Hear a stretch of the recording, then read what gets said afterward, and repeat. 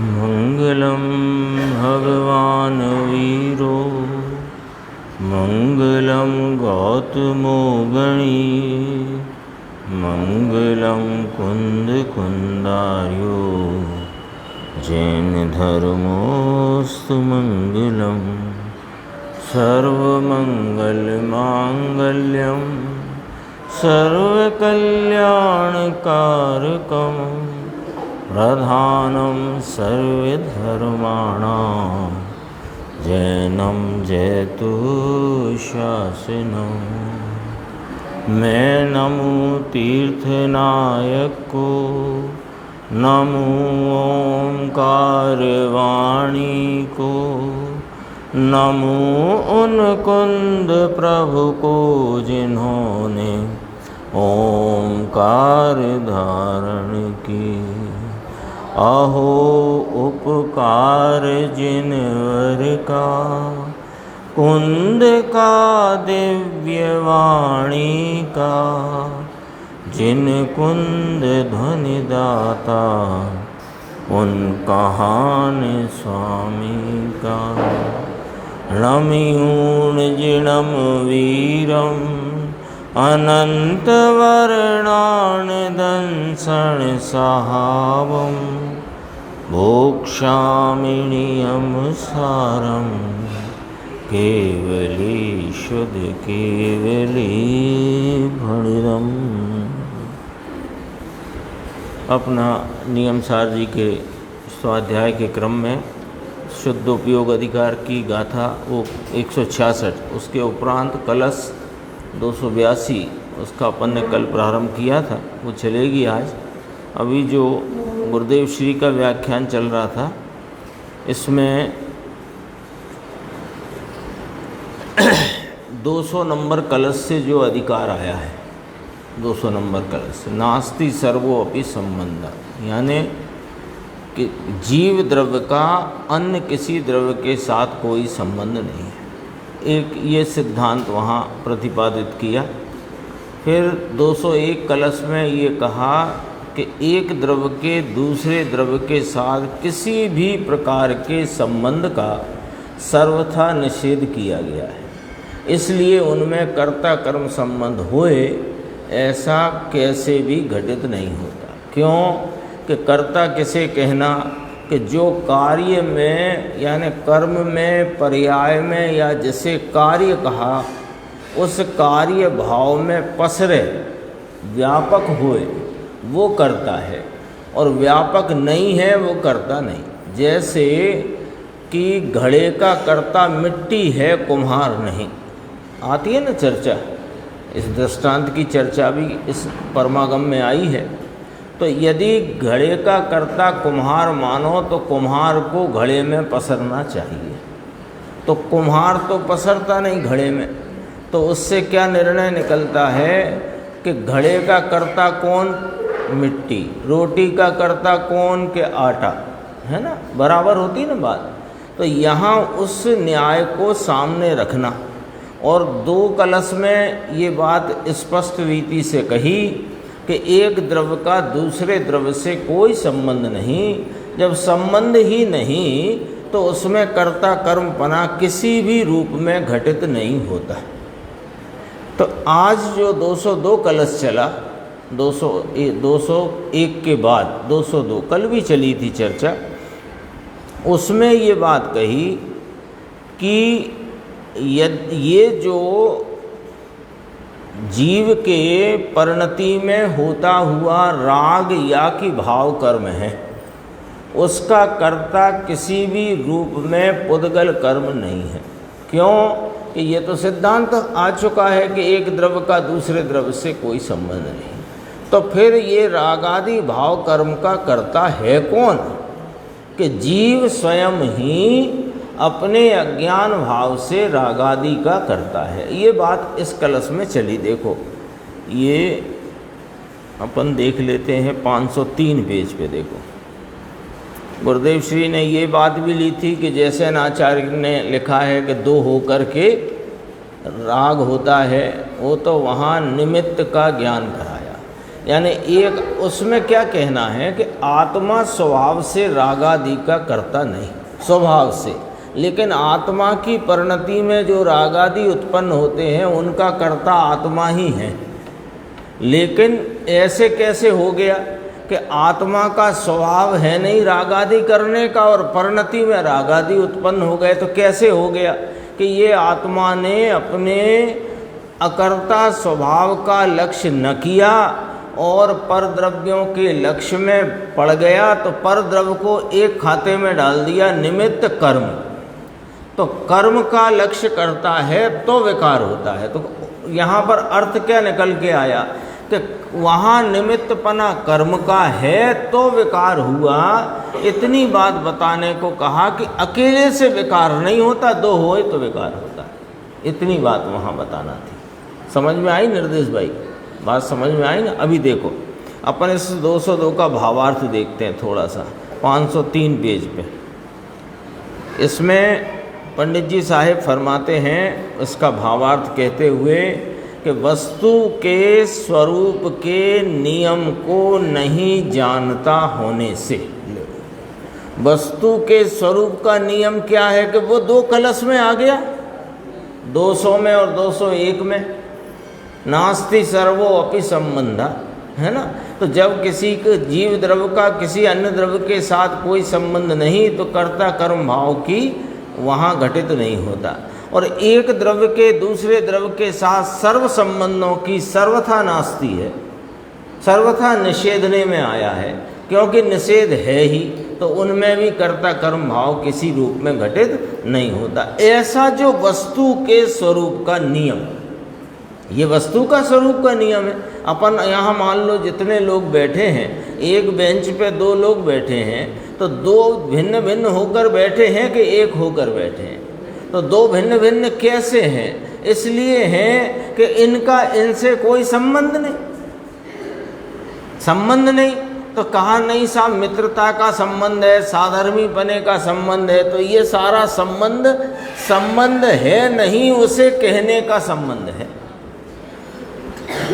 ऐसे ही भाव कर्म और द्रव्य कर्म, इनमें कोई संबंध है नहीं, और कहने का संबंध है, निमित्त निमित्त आदि। अब देखो यहाँ कहा वस्तु के स्वरूप के नियम को नहीं जानता होने से पर द्रव्य का कर्ता होता अज्ञानी नाम मिथ्या दृष्टि जीव स्वयं ही, यहाँ देखो जोर कहाँ है, स्वयं ही अज्ञान भाव से परिणमता है, पर के कारण से नहीं और पर में नहीं, स्वयं अज्ञान भाव से स्वयं में परिणमता है। रागादि भाव से कौन परिणमता है? जीव। तो जीव परिणमता ना, अभी आएंगी 4 गाथाएं ली हैं। तो जीव परिणमता है, तो जो अज्ञान भाव से जीव परिणमता है, अपने में परिणमता है, अपने से परिणमता है, कर्म के द्वारा नहीं परिणमाया जाता है। ये करता हूँ मैं पर का करता हूँ ऐसा मानकर स्वयं अज्ञान रूप से परिणमता है। तो इसमें अज्ञान शब्द क्यों डाल दिया कि कर सकता नहीं पर का और मैं करता हूँ पर का, ये अज्ञानी तो हुआ। अज्ञान शब्द डाला गया है तो वो तो अपने आप यानी सेल्फ एक्सप्लेनेटरी है। वो जो कार्य कर किया नहीं जा सकता उसे कर मैं करता हूँ, तो ये तो अज्ञान ही हुआ ना। जैसे अपन लौकिक में बोलेंगे ये तो झूठ बोलना हुआ, झूठ बोलना हुआ कहोगे अज्ञान कहो, एक ही बात है। देखो इस रीति से स्वयं के भाव कर्म का कर्ता, स्वयं के भाव कर्म यानी राग द्वेष पुण्य पाप, इसका कर्ता अज्ञानी स्वयं ही है, अन्य नहीं। और स्पष्ट किया कर्म का जोर आया इसलिए इसको विकार हुआ। कर्म का कोई ऐसा प्रकार पूर्व का उदय आया, इसके कारण से ये सब मेरा मगज फिर गया, परिणाम बराबर रहा नहीं, ऐसा नहीं है। हमें थोड़ी कोई क्रोध आना था, हम तो शांति से घर में बैठे थे, बिल्कुल एकदम शांत भाव से, बहुत प्रफुल्लित मन से बैठे थे। वो तो कोई कर्म का उदय अचानक ऐसा आ गया, उसमें भाई साहब का कोई दोष नहीं है। जिनके प्रति क्रोध आया इनका कोई दोष नहीं, हमारे ही कोई कर्म का ऐसा उदय आ गया कि परिणाम हमारा बराबर रहा नहीं और गड़बड़ा गया। ये सब कर्म के मारे परेशानी है जितनी है। तो कहा ऐसा नहीं है भाई, क्योंकि कर्म का और तुम्हारा कोई संबंध है ही नहीं, सर्व संबंधों को निषेध कर दिया गया है, नास्ति है ही नहीं तो कैसे हो गया। देखो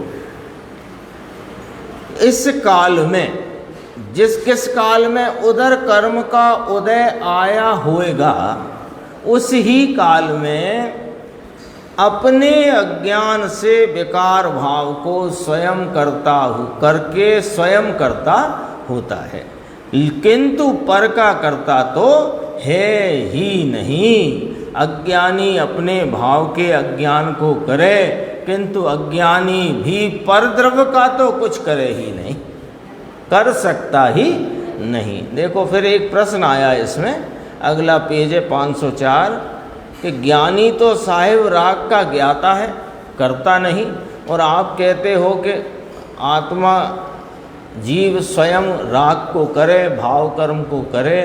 तो देखो उत्तर देखना जरा, ये समझने वाली बात है, क्योंकि सामान्य विवक्षा इस प्रकार की हमारे मनोमस्तिष्क में है कि ज्ञानी राग का ज्ञाता है और अज्ञानी राग का करता है। तो ये विवक्षा क्यों है कि अज्ञानी राग को राग नहीं जानता, मैं जानता है, ये मैं हूँ, मेरा है, इसलिए उसको इस प्रकार का अज्ञान वर्तता है, तो उस अज्ञान से वह राग आदि का कर्ता कहलाता है। और ज्ञानी भी राग भाव से स्वयं परिणमता है, खुद ही उसमें पसरता है, तो कर्ता तो स्वयं ज्ञानी भी है, लेकिन ज्ञानी उस राग को अपने से भिन्न जानता है, अपना कर्तृत्व नहीं मानता, इसलिए वह राग का ज्ञाता है। ये वाली विवक्षा है।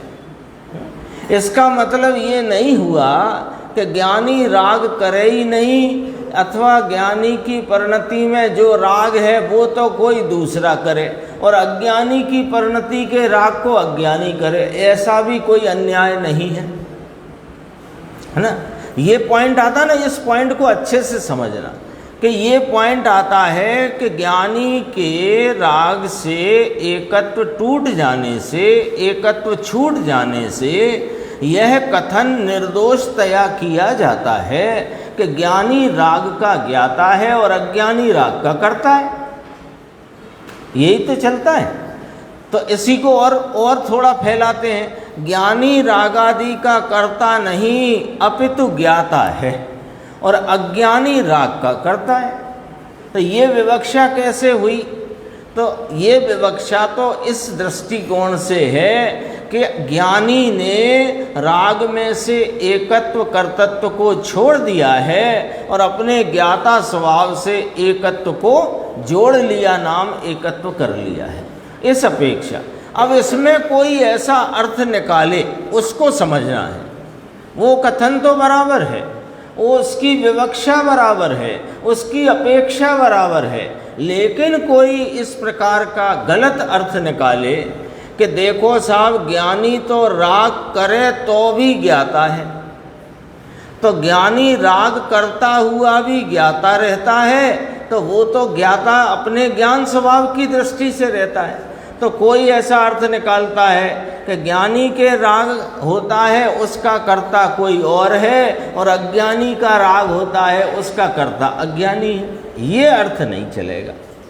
फर्क पकड़ने में आ गया ना।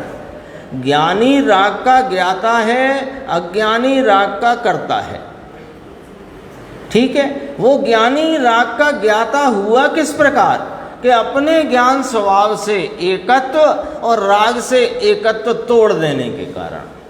कहा गया तो इसका अर्थ कोई निकाले कि ज्ञानी के राग का कर्ता तो कर्म और अज्ञानी के राग का कर्ता अज्ञानी स्वयं, तो ये तो नहीं चलेगी बात। तो फिर क्या है मामला, कि मामला ये है कि ज्ञानी की परिणति में भी जितना जो कुछ भी तीव्र अथवा के मंद, राग अथवा के द्वेष जो परिणाम भाव कर्म का उत्पन्न होता है, उस परिणाम से वह ज्ञानी स्वयं परिणमता है।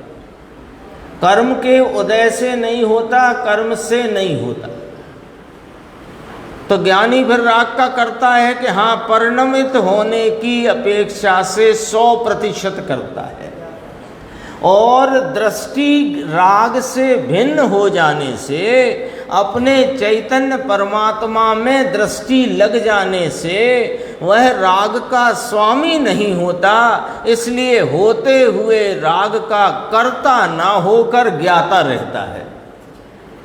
अब यहाँ प्रश्न है, ज्ञानी तो राग का ज्ञाता है, कर्ता है नहीं। तो अब यहाँ गुरुदेव श्री का उत्तर देखो भाई जी जरा, लेकिन ज्ञाता होते होने पर भी वेदन किसका है भैया? ज्ञानी को वहां क्या राग का वेदन नहीं हो रहा?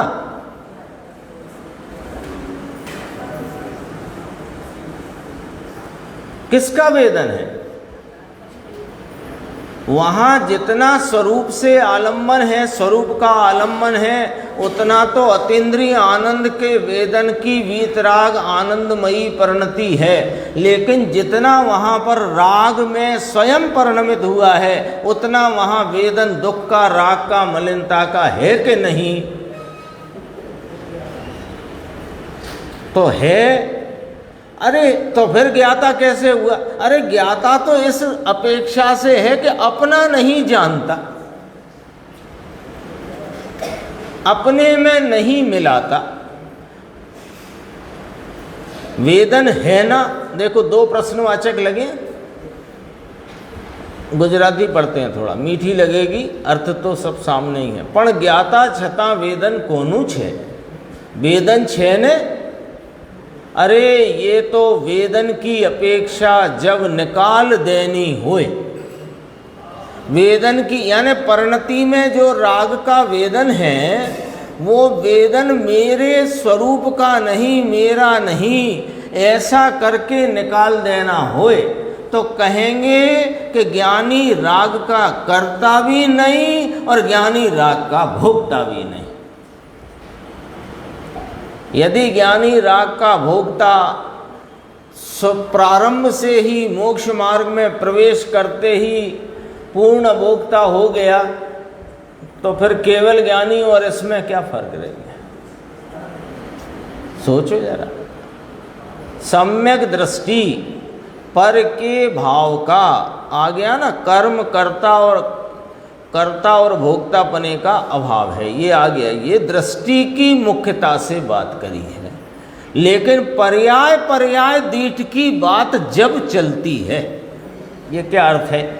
पर्याय पर्याय दीठ यानी पर्याय प्रति पर्याय में क्या भाव है, जब इसकी एनालिसिस की जाएगी तो ज्ञानी की परिणति में भी जितना रागांश है, उतना दुख है, उतनी आकुलता है, उतना भोक्तापना है, उतना कर्तापना है। तो धर्म कांटा है भैया, वो धर्म कांटा है ना, जहाँ पर अपन सोना चांदी तुलवाते हैं, उसका नाम धर्म कांटा पड़ा ही इसलिए कि वहाँ ईमानदारी से तौल होती है। और ये तो स्वयं धर्म कांटा है। एक एक चीज का यहाँ न्याय से प्रतिपादन है, बिल्कुल। जैसे 2 और 2 4 होते हैं, चाहे हिंदुस्तान हो, चाहे मलेशिया हो, चाहे पाकिस्तान हो, कहीं 4.25 नहीं होते हैं। सुबह हो, दिन हो, रात हो, शाम हो, चंद्रमा पे हो कि धरती पे हो, 2 और 2 4 ही होते हैं ना। ऐसे ही जिन शासन में एक एक वस्तु स्वरूप यानी मुख्यतया यदि कहें 6 द्रव्य 7 तत्व 9 पदार्थ का स्वरूप बिल्कुल कांटे पर तुला हुआ रखा है। देखो पर्याय पर्याय दीठनी बात जारे चाले छे, तो ये ज्ञानी को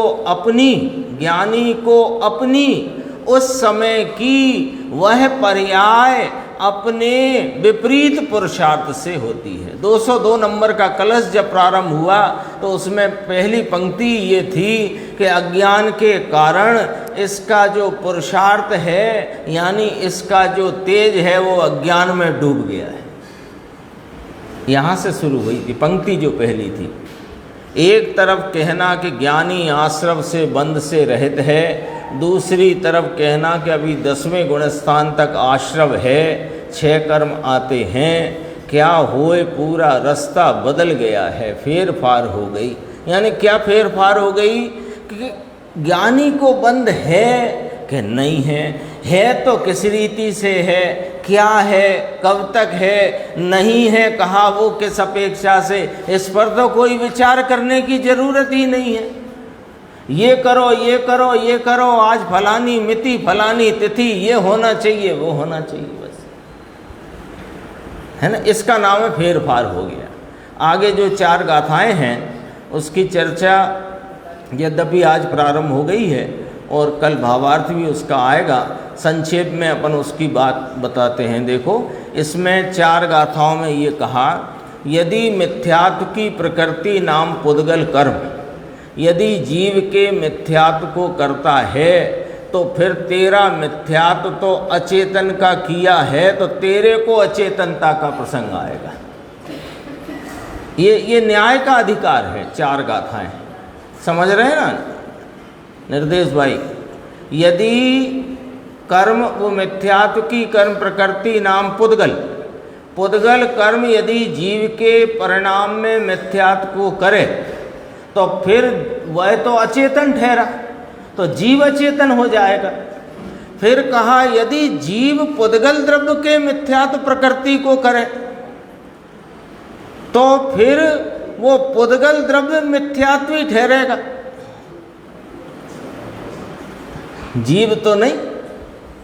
जीव फिर मिथ्यात्व ही ना रहा ना। कितने गजब का न्याय है, समझना जरा।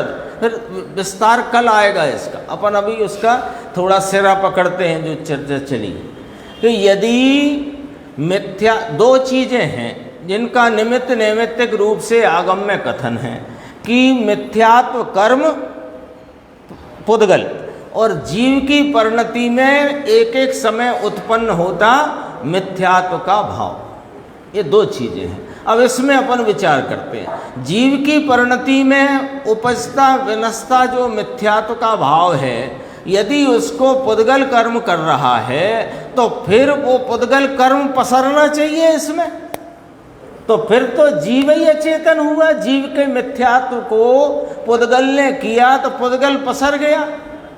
तो जीव, हाँ, जैसे घड़ा फिर कुम्हार रूप होना चाहिए, तो फिर वह जीव तो अचेतन ठहरा एक। अब दूसरी बात, यदि जीव पुद्गल द्रव्य के मिथ्यात्व रूप भाव को करे तो फिर मिथ्यात्वी तो पुद्गल द्रव्य ठहरा, फिर आत्मा मिथ्यात्वी रहा ही नहीं।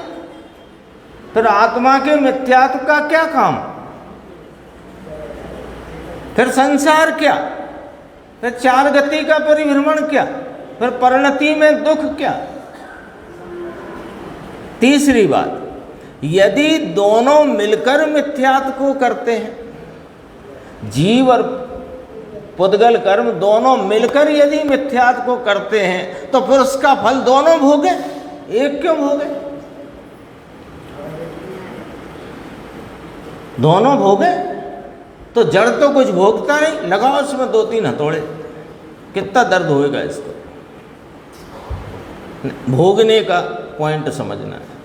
तो पुद्गल कर्म तो भोगने का उसमें भाव ही नहीं है, तो फिर ये बात भी तुम्हारी ठीक नहीं रही कि हल्दी चूना मिलके लाल होता है। हल्दी चूना मिलके लाल नहीं होता है, हल्दी और चूना जब मिले हुए हैं उस समय में कुछ परमाणुओं का वर्ण पीले से लाल रूप परिणम गया, कुछ परमाणुओं का वर्ण गुण सफेद से लाल परिणमित हो गया, मिलने से नहीं हुआ।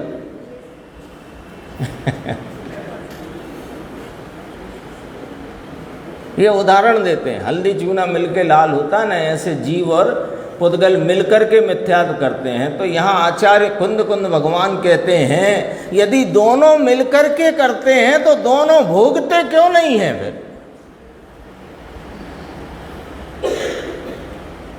फिर एक और पॉइंट, यदि वे प्रकृति नाम कर्म भी नहीं करता मिथ्यात्व को और जीव भी नहीं करता मिथ्यात्व को, तो जब दो ही नहीं करते तो मिथ्यात्व नाम का भाव ही ना ठहरा ना। ये देखो इसको गुरुदेव ने क्या फरमाया है, इसका वो गुरुदेव ने कहा सूक्ष्म है ये बात। देखो मैं बताता हूँ जी, ये पेज नंबर निकालना 510। जीव और प्रकृति दोनों मिथ्यात्व आदि भाव कर्म के यदि अकर्ता हैं सो ऐसा भी नहीं है, क्योंकि यदि वे दोनों अकर्ता हों तो स्वभाव से ही पुद्गल द्रव्य को मिथ्यात्वादी भाव का प्रसंग आएगा। लो फिर पुद्गल में मिथ्यात्व का स्वभाव मानना पड़ेगा, क्योंकि अकर्ता है और मिथ्यात्व है, तो फिर उसमें पुद्गल में मानना पड़ेगा। तो पुद्गल में मिथ्यात्व बताओ, कौन से पुद्गल में मिथ्यात्व नाम का गुण या भाव होता है? स्पर्श रस गंध वर्ण आदि तो होते हैं, मिथ्यात्व नाम का तो कोई भाव होता नहीं।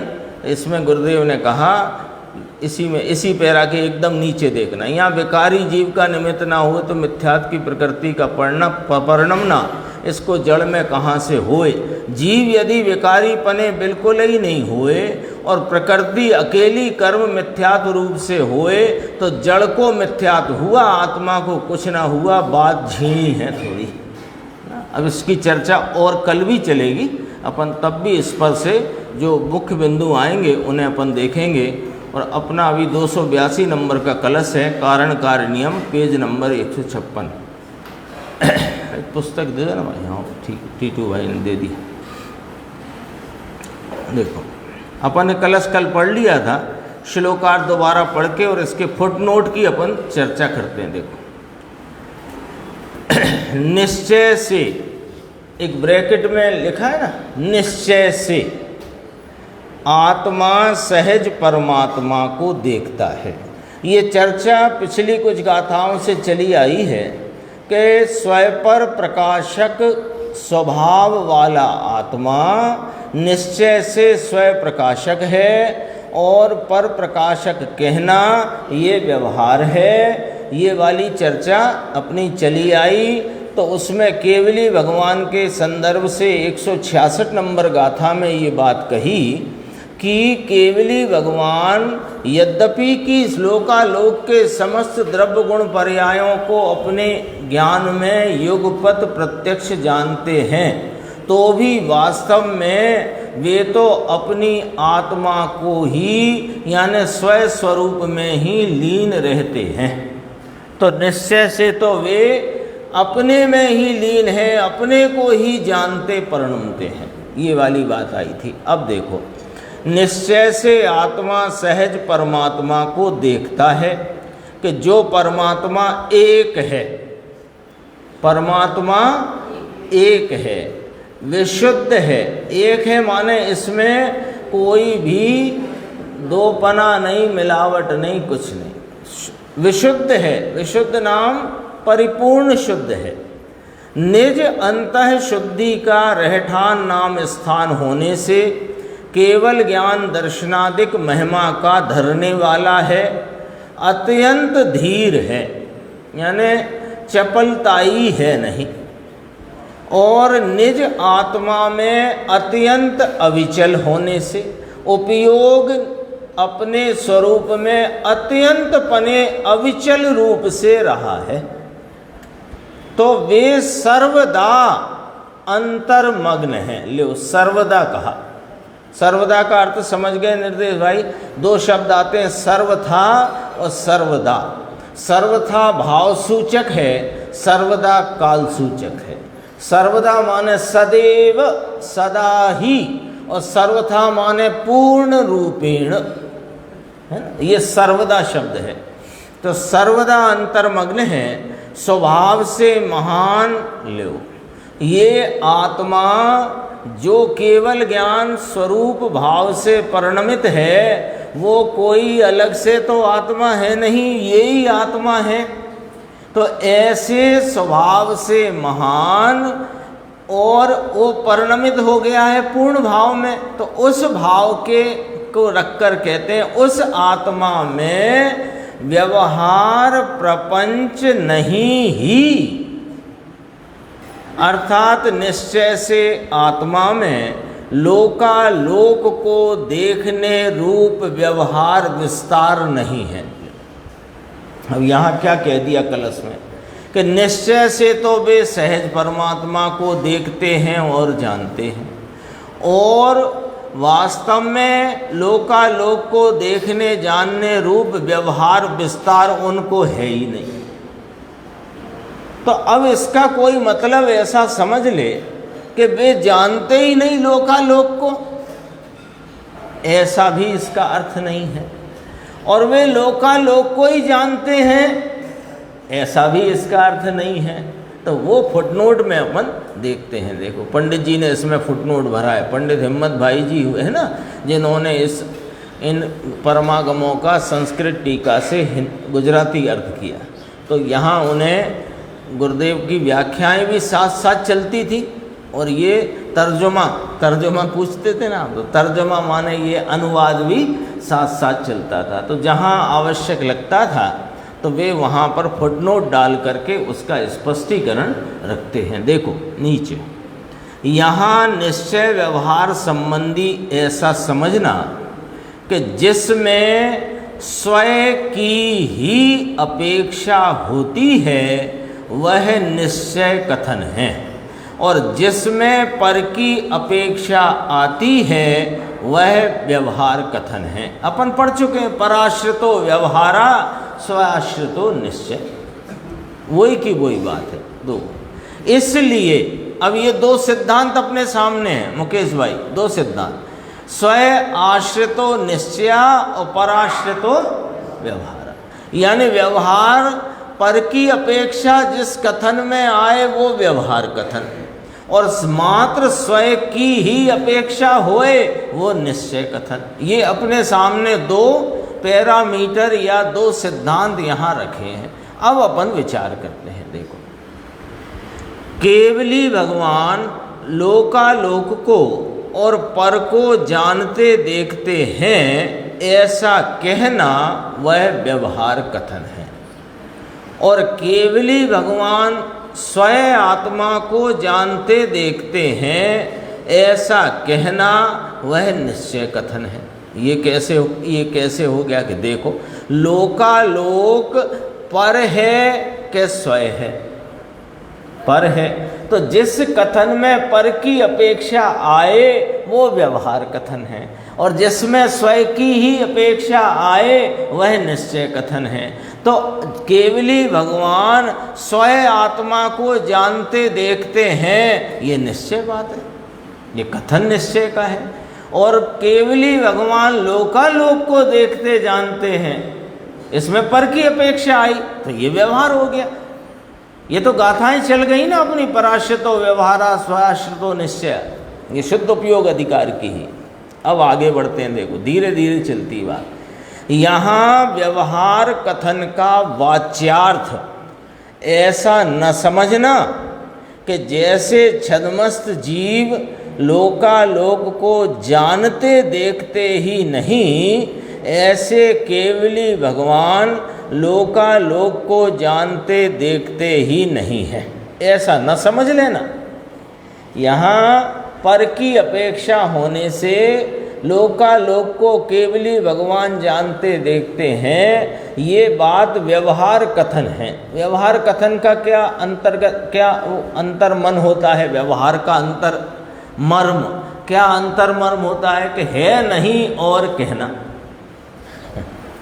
है नहीं और कहना।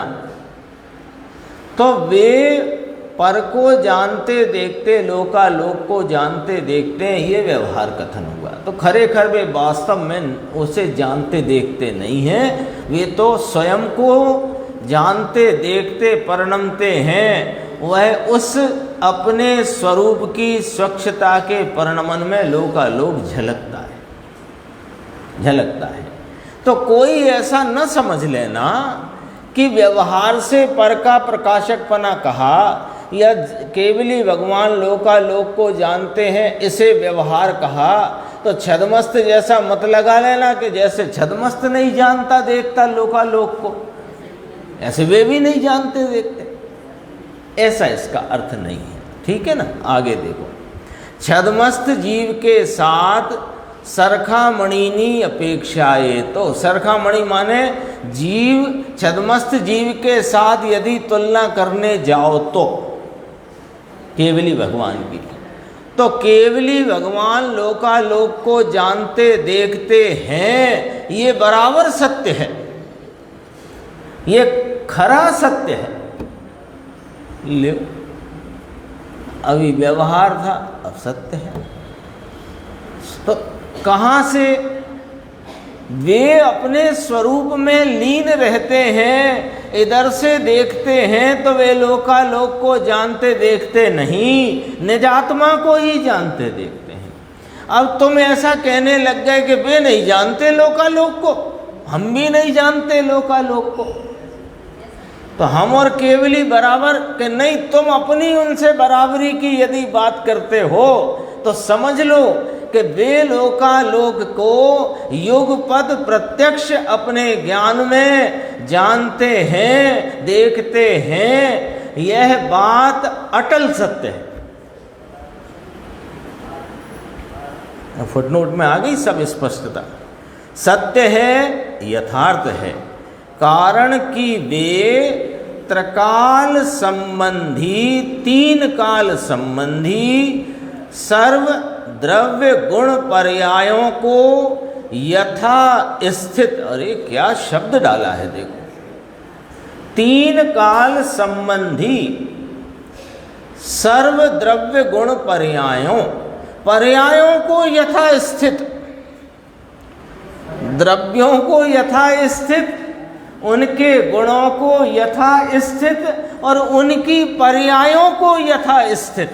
पर्याय यथा स्थित क्या होती है कि जो पर्याय जिस समय जिस द्रव्य के जो भाव की होनी है वह उसको वैसी ही जानते हैं, ये यथा स्थित जानना है। बराबर फिर क्या लिया, परिपूर्ण पने वास्तव में जानते देखते हैं। केवली भगवान लोकालोक को जानते देखते हैं। अब जब छद्मस्त की तरफ से बात उठी तो ये बात हुई कि छद्मस्त के ज्ञान में तो सीमित विषयों का जानना देखना है, जबकि केवली परमात्मा के ज्ञान की परिपूर्ण विकास रूप अवस्था, उसमें तीन काल के सर्व द्रव्य गुण पर्यायों को यथा स्थित परिपूर्ण रीति से बराबर जानते देखते हैं, है ना।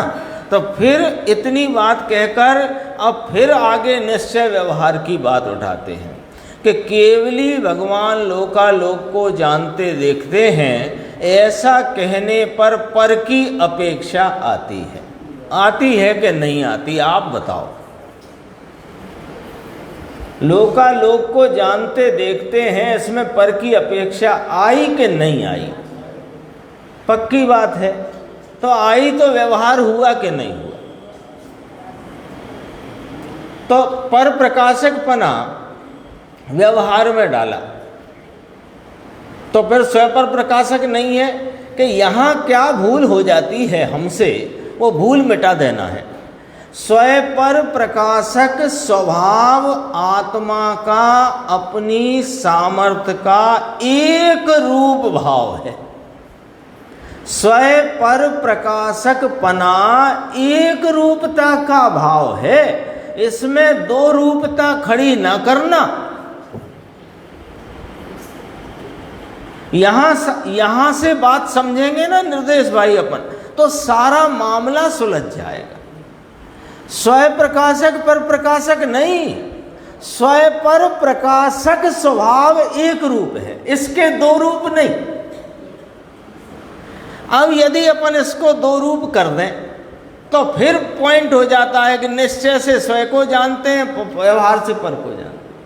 अरे स्वयं पर प्रकाशक स्वभाव से परिणमित ज्ञान अवस्था में वो निश्चय से वह स्वयं प्रकाशकपना है और व्यवहार से पर प्रकाशकपना। पर स्वयं पर प्रकाशकपना कहीं चला गया कि वो ना गया। और इसके यदि दो रूप कर दो, स्वयं प्रकाशक पर प्रकाशक, तो गड़बड़ हो गई।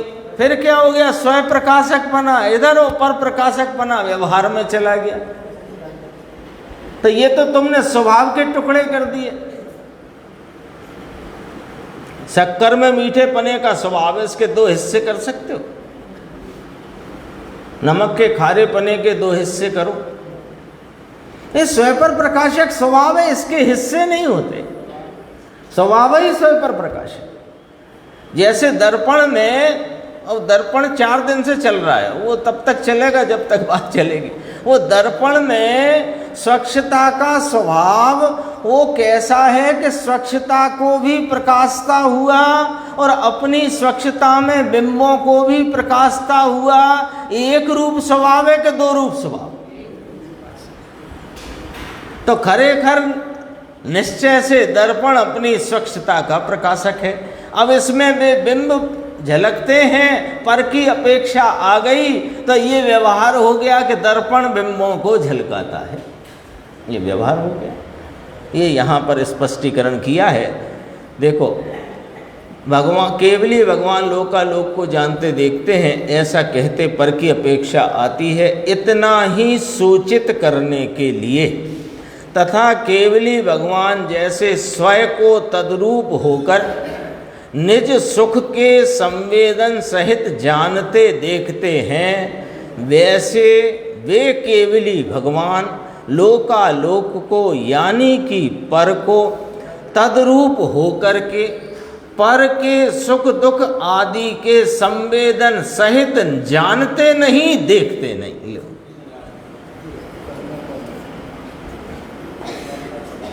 यदि पर का संवेदन भी करने लग जाए तो क्या स्थिति बने।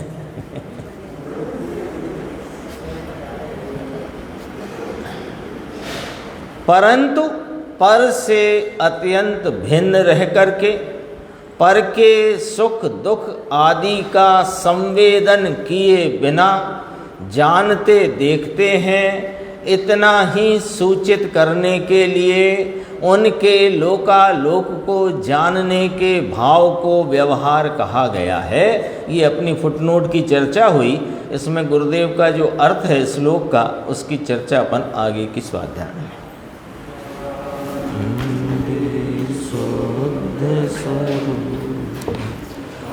अविनाशी में